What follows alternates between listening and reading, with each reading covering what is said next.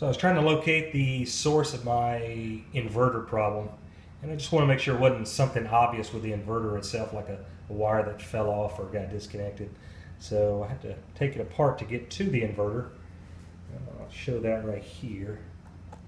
That's it right in there.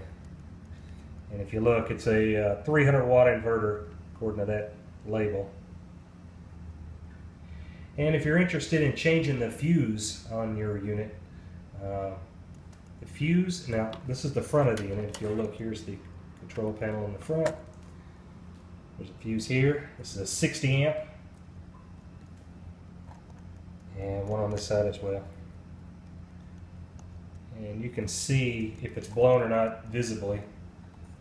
But if you want to check, just to make sure, you can put it to an ohm meter. I previously thought this was a 35 amp hour battery. It's a 33 amp hour battery. This is what it looks like. I've seen them on eBay for sale. If you needed a replacement, you could get them between 60 and 100 US dollars on eBay. Something of note, some of the replacements that I've seen that say they're for the Yeti, they actually have a post that sticks up.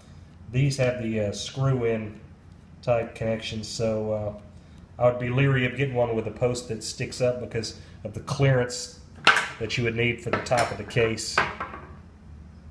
So this is what the connection looks like on the top. So to put this thing back together, since obviously the inverter is not going to be an easy fix, this just slides on.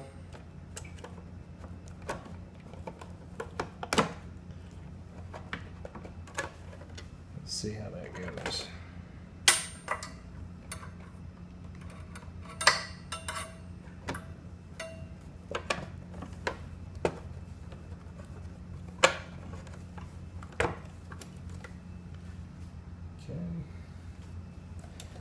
And should have 3 blacks and 3 red wires.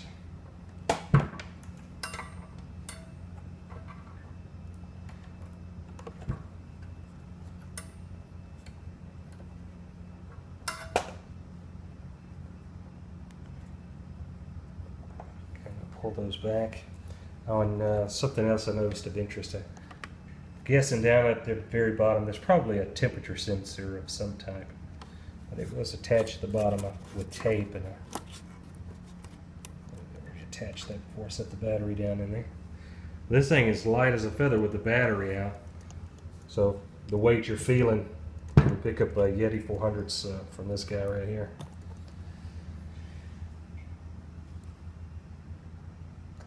Now it looks like the brand on this is RITAR, 33 amp hour. Okay, let's put that back in.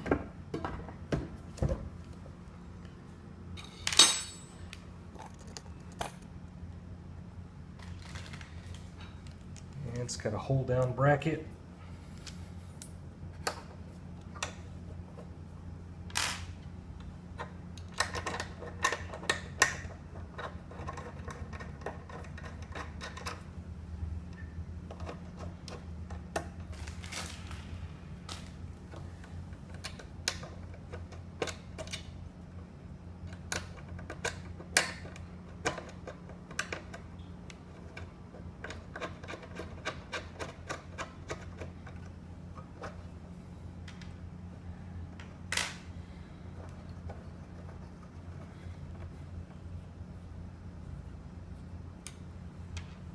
Terminal connections.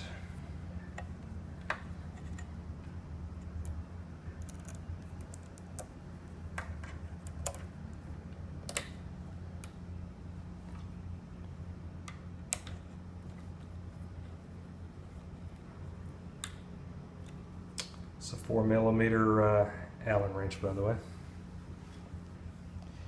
Not only does the 4mm work for these, the battery, but it also works for the top of the case as well.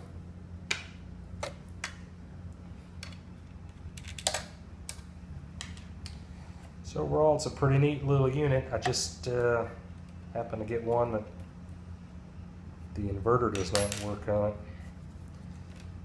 Got to looking on the internet. It looks like there's a lot of folks with that problem. So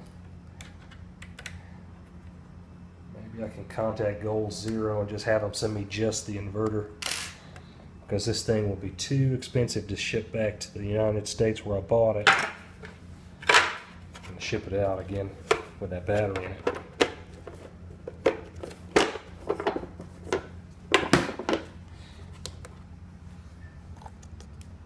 Alright, looks like it powers back up okay.